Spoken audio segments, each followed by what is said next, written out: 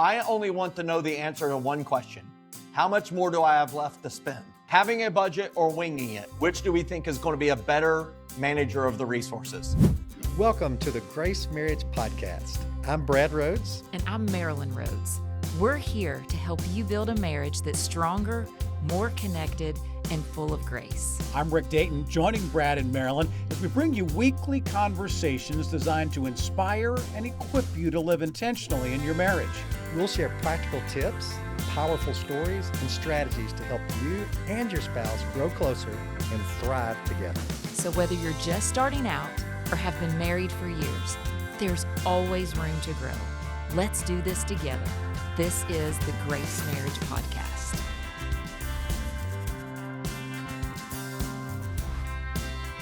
This is Brad Rhodes with the Grace Marriage Podcast, and I have on today a friend of mine and somebody that is helping a lot of people in an area that causes a lot of problems. And it's an area where probably if you look nationally, probably people in general are in about the worst shape they've ever been on a financial standpoint.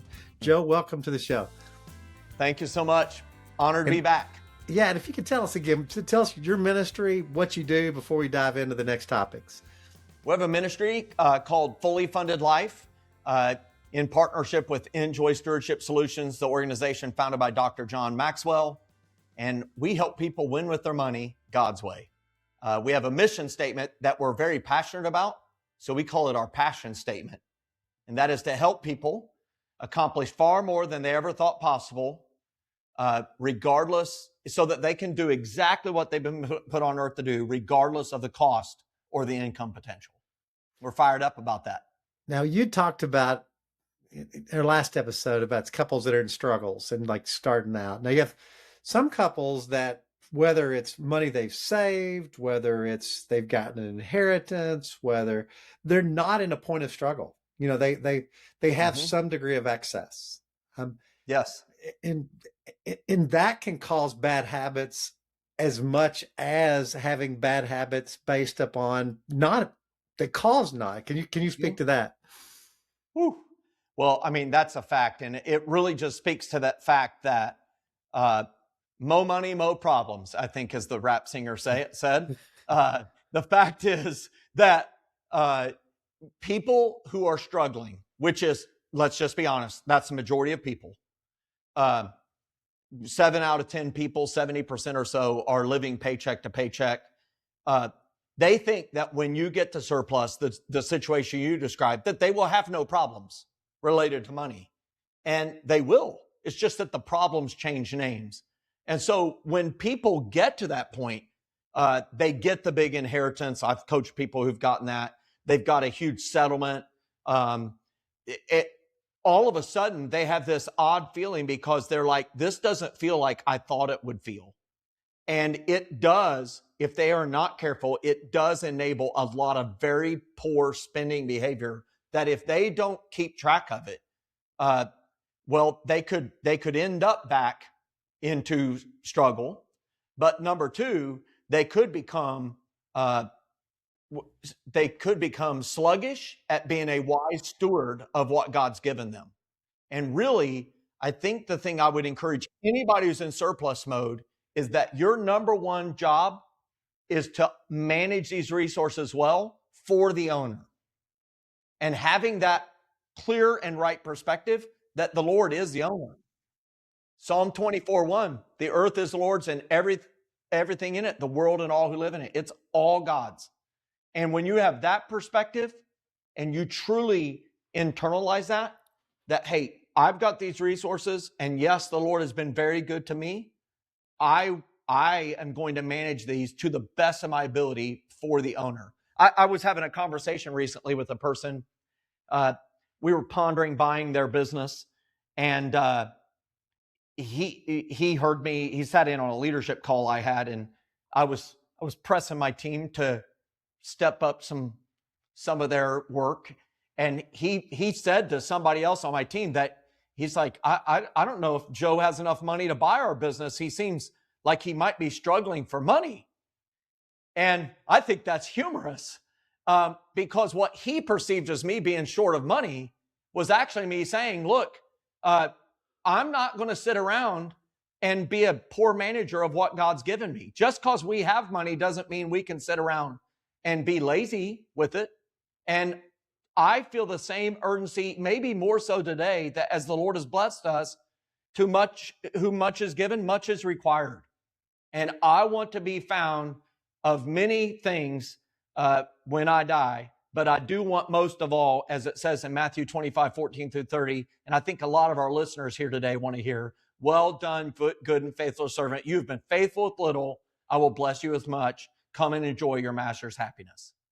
I want to be a good steward. I think everybody's listening, if asked the question, do you want to be a good steward, would answer in the affirmative. So somebody's listening and, they may not be in surplus forever mode, but they've got surplus and they're doing pretty well. They feel but they're eating out almost every day. They're, if they really track it, they'd be way upside down, even though they still have reserves that don't make it feel painful. What is their first step? Is it different than the first step you shared with the struggling couple? Well, I think the step is, the answer is yes, but it's a little different.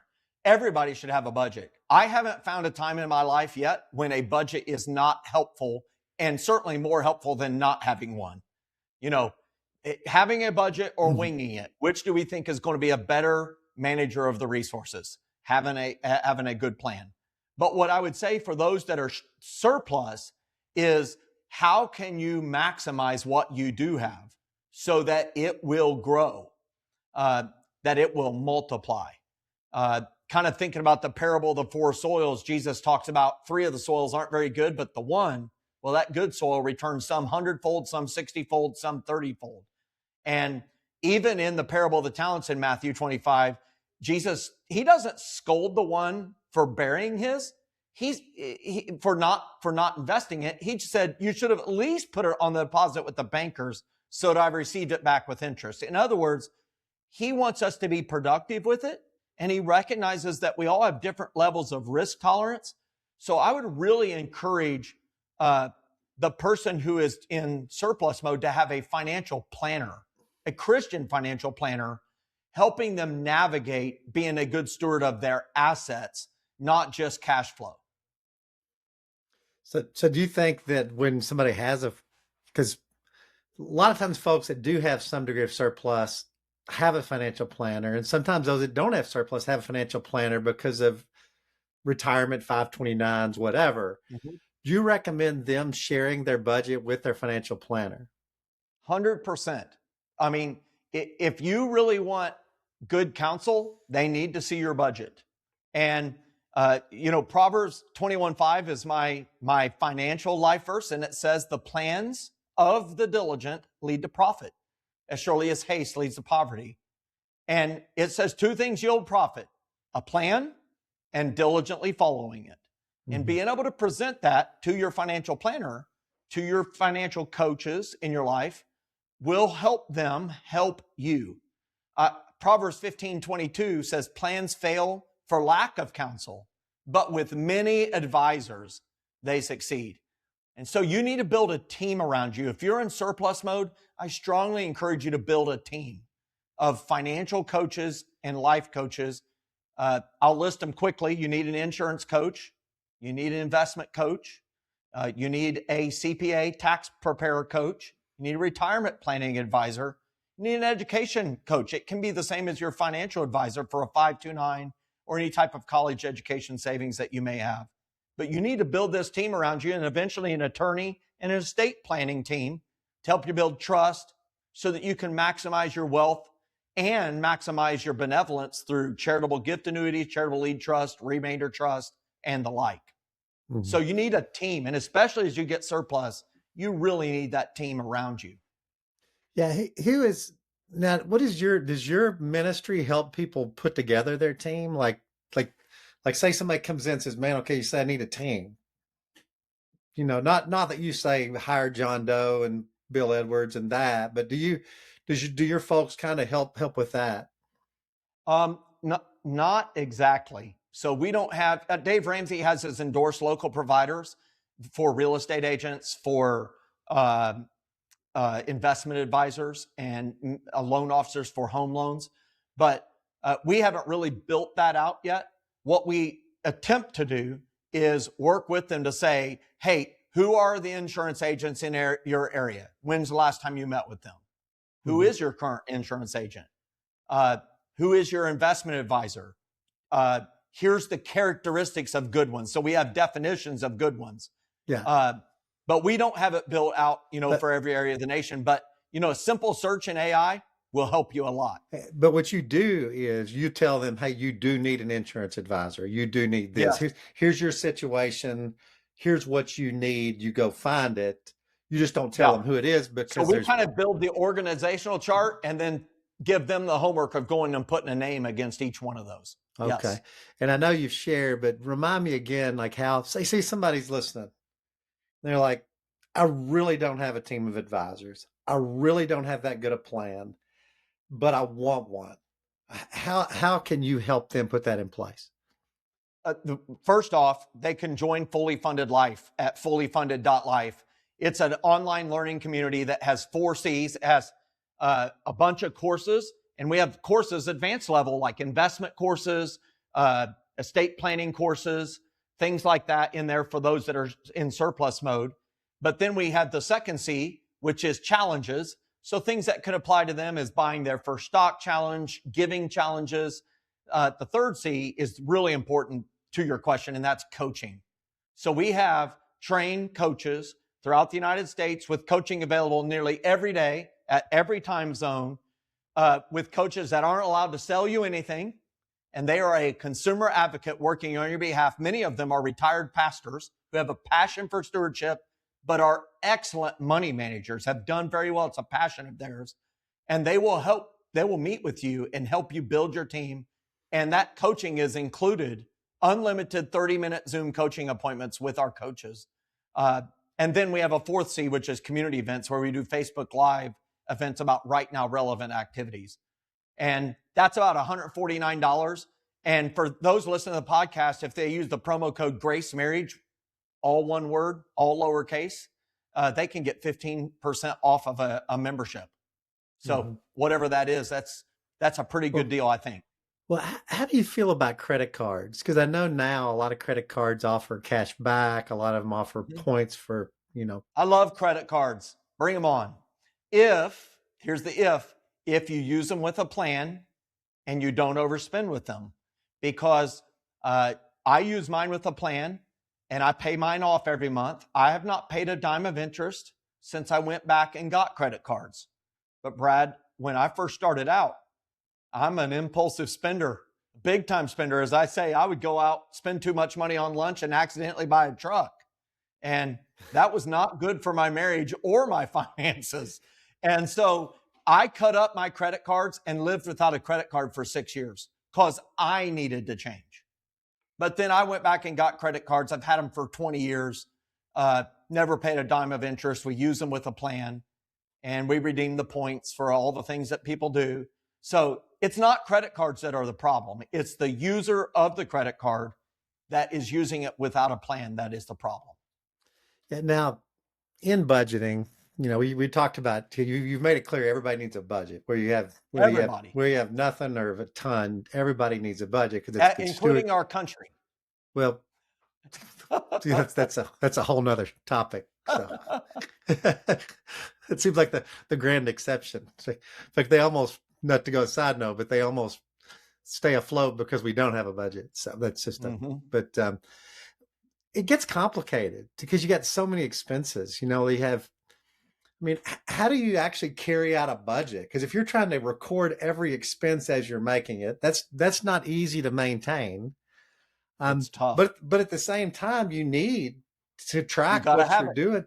So do you do it as you go, like on an app? Like I go to Chipotle today, and right when I finish Chipotle, I type in too much for lunch, and then how do you do it? Typing in 20 for Chipotle because you're definitely getting the guac and a drink.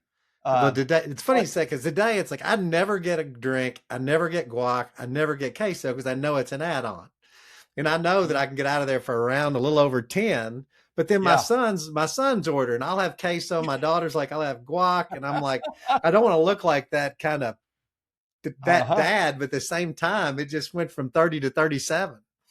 Well, I'll tell you what helps me a lot, and has helped me for years. I use larger catch-all categories in my budget. So I have a category called spending money. And I get spending money, Jenny gets spending money. And that money is utilized for, if I want to go to a restaurant for lunch, that's what I'm using that money for. If I want to buy some food for my dear food plot, that's what I use my spending money for. But we have a rule. When that money is gone, we're done spending until the next budget cycle. And that is the key. So I'm a spender. I could care less how much money I've spent. I only want to know the answer to one question. How much more do I have left to spend? And when it's cash in my pocket, I can just count it. I know a lot of people don't like the idea of cash envelopes. So there's a great couple of apps that I'll share. One of them is called Greenlight. A lot of people use it for their kids. You can get a credit card for your kid, and it's really a cash card, a debit card. And you can put cash into the spend category, and that card is only good up to that amount. And once it's gone, it's done. And you can do that for your cash amounts, for your groceries, for your restaurants, for clothing, entertainment, and spending money. Those 5 categories, I'll say them once again: groceries and dining out, clothing, entertainment, and spending money. Those are our impulsive categories. We pull that out in cash. You can preload it on that Greenlight card. Use that card. You don't have to worry about all the individual transactions. It'll record it for you. And you know it's in one of those categories because you make a rule. I'm only using this card for these categories. When the money's done, you're done spending for the month. And so it really makes it a lot easier. When I did that, when I went to cash, Brad, we went from an average of 90 transactions a month on our account to 30 that I had to record. So bank account reconciliation was way easier. Sticking to the budget became possible. And the overspending just stopped. It just stopped. So I really encourage people to check out Go Henry as another one. So Greenlight, Go Henry, 2 perfect options for those who want to use the idea of cash envelopes, but don't want to carry the cash. And that'd be great for your kids too. So like my daughter has a savings account. She wants to move some over to spending money. She can do it in Greenlight or what's the other one? Yeah, my 16-year-old son is, he goes to church camp, church conference. I can put $50 on there. Boom, he knows it. Gotcha. That's helpful. And, one challenge too is kids, adult kids, because you want to help them. You want to be generous with them. You want to teach them. You don't know what's enabling, what's blessing, any general counsel on kind of adult kids. Like my son has this great ability of losing money in every way possible, from speeding tickets to parking tickets to getting towed to breaking his back windshield because he didn't put his toolbox down good. So, I mean, that's, Joe, I'm just getting started. Buying tickets to the wrong concert and finding out after it's over that you spent $400 for the wrong concert. I mean, you name it. I mean, he works hard, but he just works hard to stay at zero. Well, I will just say this. It's easy to see enabling when it's not your children. You're correct. When it's your kids, it's hard to determine when does this cross over to enabling. So the thing that has shocked us, we have one daughter who's 26. Our next one's 10 years behind, 16. And then we have a 12-year-old. That 26-year-old, when you think they're 18, okay, maybe they're still dependent a little bit. They've graduated college. Oh, now I'm not going to have to worry about it. But they're adults and they've got adult problems, and the problems are still your problem at some level. So my advice is this. You need wise counsel in your life to help you see what you may be unable to see and help you define good boundaries that are healthy. Dr. Henry Cloud wrote the book Boundaries, which helps people build boundaries. But my parents, who are 88 and 85, had 6 sons. They view their greatest success is that all 6 sons left and never came back. And they comment on how many of their friends who have 50-plus-year-old children who are still financially dependent upon their parents. And their older parents are fearful of them because if they threaten to cut off now, they need them for care. And so I would just encourage you, do you want to be 85 and 88 and have your kids still dependent upon you? So it's very important for you, if you are going to help with money, make sure there is a clear intent for the money. And maybe one reason my dad was successful is anytime he gave us some money, he made us sign a contract that spelled out why we were receiving the money and if there were repayment required, what the terms were. He made us sit at an attorney's office and sign it and have a witness. And I felt like it was very unfair. But you know what? It taught me about contract law. And number two, I knew clearly why I was getting this money. And it made it very hard for me to get up the energy to ask again for money because I knew I'd have to go through the process. So make it hard to get money and make it clear about what your rules are for reimbursement or getting more money. That will be very helpful to a parent. Yeah, and parenting is so individualistic because all kids are different with different struggles and situations. So I totally agree with you, Joe. Get outside counsel because you're not going to be as objective towards your own kids because we tend to either be too harsh and judgmental or too enabling. It's hard to find the right spot as a parent because you love your kids. I can sit here and say as a financial teacher, Brad, this is the way, this is the only way, this is the perfect way.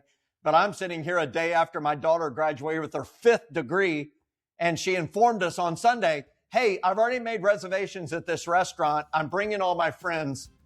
Inference being, Mom and Dad, you're paying for it. Yeah, well, it's a one check deal, Joe. And guess what, Dad did? Dear old Dad paid for it, made adjustments to the budget. And so I don't have this all figured out. I wish I did. Well, I will say this. Joe, you're great, and I appreciate you're helping so many people in finances. You're a wealth of information, no pun intended, pun intended. And so fullyfunded.life, you can do Grace Marriage as a discount code. We want to honor God. He owns everything. We want to live for his glory, not ours. And Joe, thank you so much for being on the podcast. I pray your blessings on your family and your ministry. Thank you so much, Brad. Grateful. Thank you for joining us on the Grace Marriage Podcast. We really hope you're feeling inspired to take intentional steps to grow in your marriage. If you enjoyed today's episode, please don't forget to like, subscribe, and share it with a friend. Your support helps us spread the message of grace and reach even more couples. And if you have a moment, please leave us a review. Your feedback means a lot to us and helps others discover the podcast. To learn more about how you can grow in your marriage, visit us at gracemarriage.com. Keep building stronger, grace-filled marriages. We'll see you next week on the Grace Marriage Podcast. Until then, keep growing in grace.